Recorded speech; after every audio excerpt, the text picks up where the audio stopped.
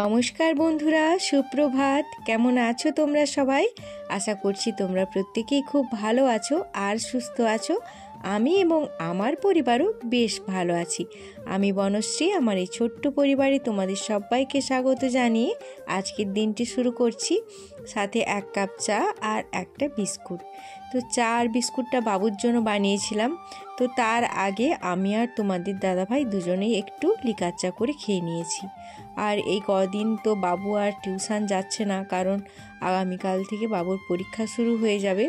তো সেই জন্যই আর টিউশনি যেতে দিচ্ছি না, কারণ অনেকটাই রাস্তা, যেতে আসতে অনেকটা সময় চলে যাবে। তারপর টিউশনে গেলে কি হবে, এই বন্ধুবান্ধবের সঙ্গে গল্প আড্ডা দিয়ে আসবে, অনেকটাই দেরি হয়ে যাবে। তো সেই জন্য বললাম যে এখন আর টিউশন যাওয়ার দরকার নেই, বাড়িতেই পড়। তো বাড়িতেই আছে, তো ওই জন্য ওর জন্য একটু চা আর একটু বিস্কুট দিয়ে দিলাম। আর এখন আমি আমার রুমটা ভালোভাবে গুছিয়ে নেব। তো যে কদিন ধরে ও বাড়িতে আসে সেই কদিন ধরেই কিন্তু আমি ভালোভাবে আমার রুমটাকে গুছাতে পারছি না। তার কারণ এই রুমটার ভিতরেই ও পড়ে। আর কি বলো তো, আমাদের তো সেইভাবে আর নিরিবিলি জায়গা তো সেরকম বিশেষ কিছু নেই এই রুমটায়। তো বারান্দাতে বসলে কি হয়, নিচে তো ওই কাঠের মিস্ত্রিরা কাজ করছে, তো তার সাউন্ড আসবে। এমনিতেই ও একটু চঞ্চল, তো সেই জন্যই বলি ওকে রুমের ভেতরে বসতে, যাতে করে কারো কথা কানে না আসে বা চোখটা অন্যদিকে না যায়। তো সেই জন্যই রুমের মধ্যে বসতে বলি। তোমরা দেখতেই পাচ্ছ কিভাবে পড়তে বসেছে, একটা কাঁথা ঢাকা নিয়ে পড়তে বসেছে। আর কি বলতো, সত্যি কথা বলতে এই কয়েকদিনে কিন্তু ভালোই বেশ ঠান্ডা পড়ে গেছে। আমাদের পশ্চিম মেদিনীপুরে তো মোটামুটি ভালোভাবেই ঠান্ডা পড়েছে, কারণ ভোরের দিকে বেশ ঠান্ডা লাগে। আর রাতে এত কুয়াশা, কুয়াশায় কোনো কিছু দেখা যায় না, এতটাই কুয়াশা হচ্ছে বেশ কয়েকদিন ধরে। আর ভোরের দিকেও বেশ কিন্তু ঠান্ডা লাগে। তো এখনও যদিও লেপ ব্যবহার করছি না, ওই কাঁথাগুলো দিয়ে চালিয়ে নিচ্ছি। তো ভাবছি এইবার বের করব। তবে বাবুকে একটা পাতলা ধরনের ব্ল্যাঙ্কেট বের করে দিয়েছি, আর আমাদের ব্ল্যাঙ্কেটটা এখনও বের করিনি। তো তোমাদের দাদাভাই গতকাল বলছিল যে ব্ল্যাঙ্কেট বের কর। কি বলো তো, আমাদের এই ভেতরের রুমটা কিন্তু বেশ ভালোই গরম লাগে। বারান্দাটাতে ঠান্ডা, কিন্তু ভেতরের রুমটাতে বেশ ভালোই গরম। তাতে কি কোনো কিছু ঢাকা না নিলেও একটা পাতলা কাঁথাতেও কিন্তু বেশ চলে যায়। আর যেহেতু আমাদের মাটির ঘর, তো সেই জন্য এটা অনেক সুবিধা যে গরমকালে ঠান্ডা আর শীতের দিনে কিন্তু গরম লাগে। তো এসির মতো কাজ করে। আর কি বলতো, মাটির ঘর সত্যিই খুব ভালো, কিন্তু এই পরিষ্কার পরিচ্ছন্ন করতে একটু অসুবিধা হয়, তারপরে নোংরা হয়, ধুলোবালি হয় বেশি, এটাই। আর খাটনিটাও একটু বেশি খাটতে হয়, লাতা দেওয়ার ঝামেলা থাকে। না হলে কিন্তু এই শীত গরমের যে ব্যাপারটা, এটার থেকে কিন্তু মাটির ঘর অনেকটাই সুবিধা। শীতকালে গরম লাগে, আবার গরমকালে শীত লাগে। তো দেখো, তোমাদের সাথে কথা বলতে বলতে বিছানাটা ভালোভাবে গুছিয়ে নিলাম, আর বাবুকে বললাম একটু বারান্দাটাতেই গিয়ে বসতে পড়তে। তো এই বিছানাটা যেভাবে গুছিয়ে রাখলাম, তো একটু পরেই কিন্তু এলোমেলো হয়ে যাবে, কারণ বাবু আবার সেখানে পড়বে। আর পড়লে তো ও চারদিকে জিনিসপত্র ছড়িয়ে ছিটিয়ে রাখে, তোমরা তো জানোই। তো যাই হোক, তবু আমি গুছিয়ে নিলাম। তার সাথে বইয়ের টেবিলটা আর আমার ড্রেসিং টেবিল, তারপর মানি প্ল্যান্টের যে টবগুলো ছিল সেগুলোকেও একটু ভালোভাবে পরিষ্কার করে নিলাম। তো সবগুলোকে একটু সুন্দরভাবে গুছিয়ে সাজিয়ে নিলাম। মাত্র হাতে 30 মিনিট সময় নিয়ে পুরো ঘরটা আমি কিন্তু সুন্দরভাবে গুছিয়ে নিলাম। ফিরে এলাম অনেকটা সময় পর দুপুরে রান্নাবান্না নিয়ে। অফ ক্যামেরাতে মুড়ি খাওয়া দাওয়া, তারপর ঠাকুর পুজো সমস্তটাই সেরে ফেলেছি। আর এখন নিচে এসে কয়েকটা ডিম সিদ্ধ করে নিচ্ছি। তো ডিমগুলো রান্না হবে না, তো ডিমগুলো টিফিনের জন্য সেদ্ধ করে নিয়েছি। টিফিন বলতে আজকে আমাদের বাড়িতে আসছে আমার ছোটো মাসি শাশুড়ি আর তার ছেলে। তো তোমাদের তো বলেইছিলাম যে আমাদের এখানে জগদ্ধাত্রী পুজো হয়, অনেক বড় মেলা হয়। তো সেই কারণেই মাসিমণি আর ভাই করে আসছে আমাদের বাড়ি মেলা দেখার জন্য।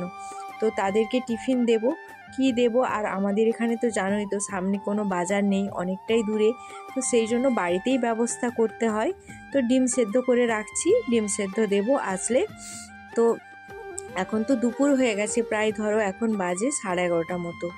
এখন তো আর অন্য কিছু টিফিন খাবে না, তো সেই জন্যই ডিম সেদ্ধ করে নিলাম। আর ওইদিকে কিন্তু রান্নাবান্নার কাজগুলো রিনা সারছে। আর দেখো তোমাদের সাথে কথা বলতে বলতে কিন্তু ডিম ছাড়ানো কাটা সমস্ত কিছু হয়ে গেছে। আর ওইদিকে কিন্তু মাসিমণি ভাইও চলে এসেছে। তো ওদেরকে প্রথমে শরবত দিলাম, শরবত দিয়ে এখন একটু টিফিন দিয়ে দেব। তো দেখো এখন আমি মশলাটা করে দেব। রিনা আজকে রান্নাবান্না করছে। আর আমাদের বাড়িতে কোনো আত্মীয় আসলে কিন্তু সবাই একসাথে খাওয়া দাওয়া করি, একসাথেই রান্নাবান্না হয়। তো তোমাদের দাদা ভাই গিয়েছে, আজকে তো রবিবার, তো ও গিয়েছে মোরগ লড়াই করতে। আর মোরগ লড়াই করে কিন্তু জিতেও গেছে।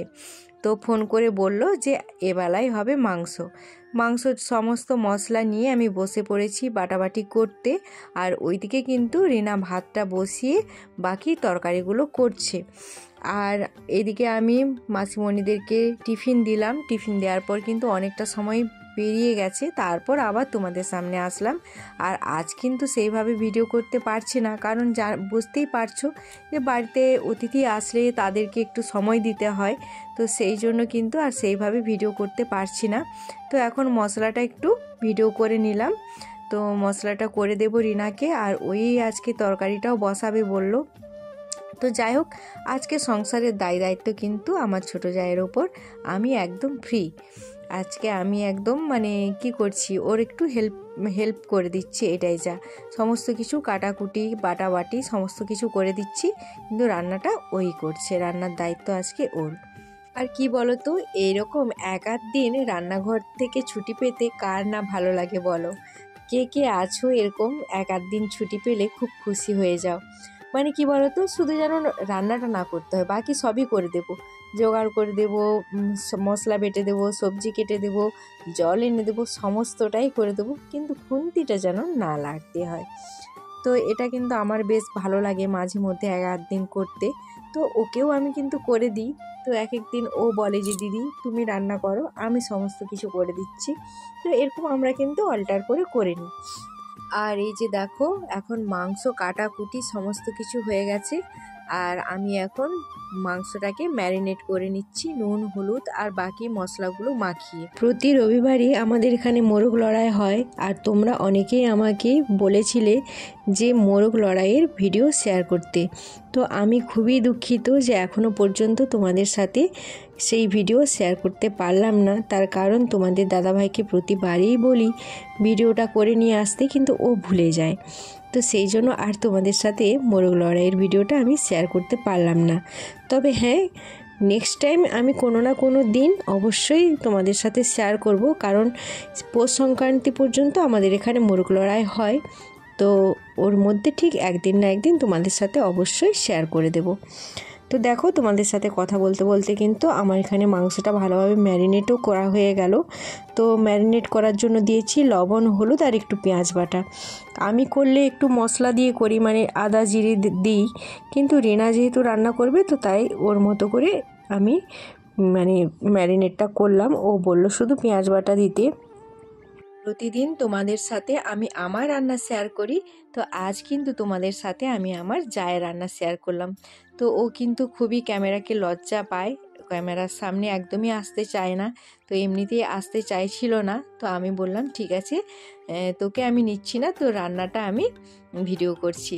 তো সেই জন্য ওর রান্নাটাই একটু আমি ভিডিও করে নিলাম। তো তোমরা দেখো কিভাবে রান্না করছে। আর রান্নাটা কিন্তু খুব টেস্টি হয়েছিল, খুব সুন্দর রান্নাটা হয়েছিল।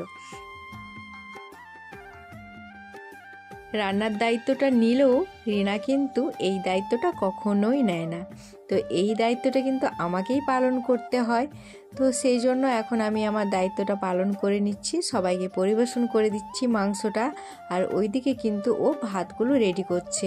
আর কি বলো তো, আমাদের কিন্তু ভাতের সাথে মাংস মেশানো হয় না, তার কারণ মা খায় না আর আমার ঠাকুমা খায় না, তো ওই জন্য ভাতের সাথে মেশানো হয় না। তো ভাত একজনকে রেডি করতে হয় আর মাংস হলে মাংসটা একজনকে রেডি করতে হয়।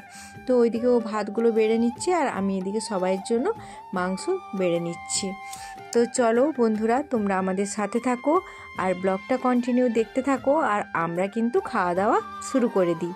আর কিন্তু কেউ লোভ দিও না, বরং লোভ লাগলে কমেন্ট করে বলো।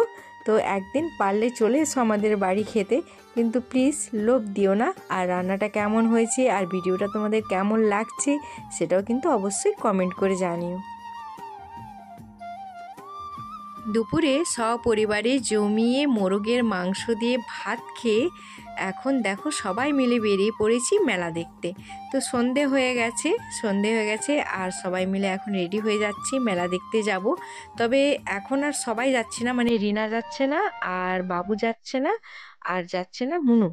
তো মাও যাবে না বলেছিল, কিন্তু পরে কিন্তু মাকে রাজি করানো হলো, তো মাও যাচ্ছে আমাদের সাথে। তবে বাবুর কিন্তু খুব মন খারাপ, ও যেতে পারছে না বলে, কারণ ওর কাল থেকে পরীক্ষা, সেই জন্য ওকে আর নিয়ে যাচ্ছি না আমরা। তো দেখো বন্ধুরা, আমরা কিন্তু রেডি হয়ে গেছি মেলা যাওয়ার জন্য। আর এই যে বাবুর মন খারাপ, সে যেতে পারছে না কারণ কাল থেকে পরীক্ষা ওর। তো সেই জন্য আমি আর তোমাদের দাদাভাই আর মাসিমণি যাচ্ছি। চলো সাথে থাকো, আমাদের সাথে সাথে তোমরাও মেলাটা এনজয় করো।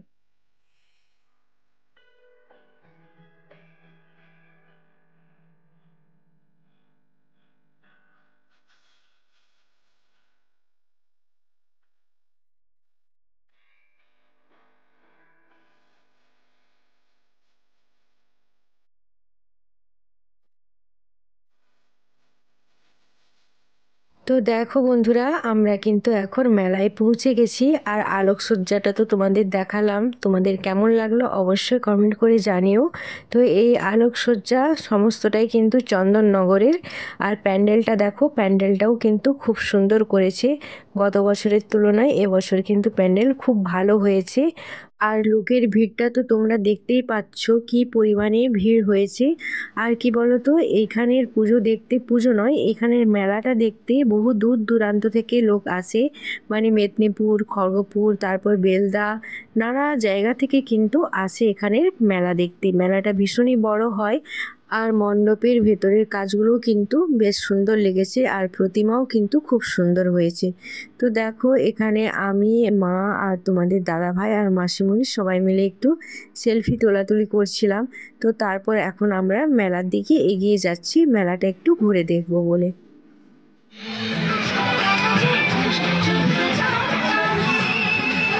মেলাতে এত ভিড় হয়েছে যে পুরো মেলাটা আমরা ঘুরতে পারলাম না, শুধু খানিকটা একটু ঘুরছিলাম, মানে একটা রো ঘুরেছি, বাকি কিন্তু পুরো জায়গাটাই মানে ঘোরা হয়নি, পুরো মেলাটা আমরা ঘুরতে পারলাম না। তার কারণ ভিড়টা অসম্ভব ভিড় ছিল, আজকে শেষ মেলা। তারপর আজকের অনুষ্ঠানে আছে অঙ্কিতা আর মানে প্রোগ্রাম ছিল, তো সেই জন্য অঙ্কিতা ভট্টাচার্য জি বাংলার যে চ্যাম্পিয়ন হয়েছিল, তো আজকে সেই সিঙ্গারকে নিয়ে আসা হয়েছে। আর এদিকে দেখো মেলার যে মূল আকর্ষণ নাগরদোলা, তো নাগরদোলাটা তোমাদের সাথে শেয়ার করলাম। নাগরদোলা ছাড়া কিন্তু মেলা একদমই শোভা পায় না। তো অঙ্কিতাকে দেখার জন্য কিন্তু মানে মানুষের ভিড় উপচে পড়ার মতো। তোমাদের সাথে হয়তো পুরোটা আমি শেয়ার করতে পারলাম না, বা তোমরা হয়তো বুঝতে পারছো কিনা জানি না। প্রচণ্ড ভিড় আর প্রচুর লোক এসেছে আজকে অঙ্কিতাকে দেখার জন্য। তো মেলাতে আমরা কিন্তু বেশিক্ষণ ঘোরাঘুরি করিনি, তার কারণ মানে এতটাই ভিড় ছিল আর মেলার মধ্যে কিন্তু ক্যামেরা করতেও খুব অসুবিধা হচ্ছিল। তো তাই এখন আমরা স্টেজের কাছে প্রোগ্রাম দেখতে চলে এলাম। তো প্রোগ্রাম তো খুবই ভালো হয়েছে। তো প্রোগ্রাম হয়েছে 12:30 পর্যন্ত, তো 12:30 পর্যন্ত আমরা ছিলাম। তো তারপর কিন্তু বাড়ি এসেছি। আর এই যে দেখো এখন প্রোগ্রাম শেষ হয়ে গেছে আর আমরা এখন বাড়ি ফিরবো। তো সবাই চলে এসেছি, তবে মেলায় গিয়ে কিন্তু খাওয়া দাওয়া কিছুই করিনি। তো চলো বন্ধুরা, আজকের আমার ব্লগটা কেমন লাগলো, তার সাথে আমাদের এখানের মেলা তোমাদের এর সাথে যতটুকু শেয়ার করতে পারলাম ততটুকু থেকেই তোমাদের কেমন লাগলো অবশ্যই কমেন্ট করে জানিও। তো চলো আজকের মতো টাটা, বাই বাই, শুভরাত্রি। আবার দেখা হচ্ছে আগামী একটি নতুন ব্লগের সাথে। তো সবাই ভালো থেকো, সুস্থ থেকো, নিজের খেয়াল রেখো, নিজের পরিবারের খেয়াল রেখো। টাটা।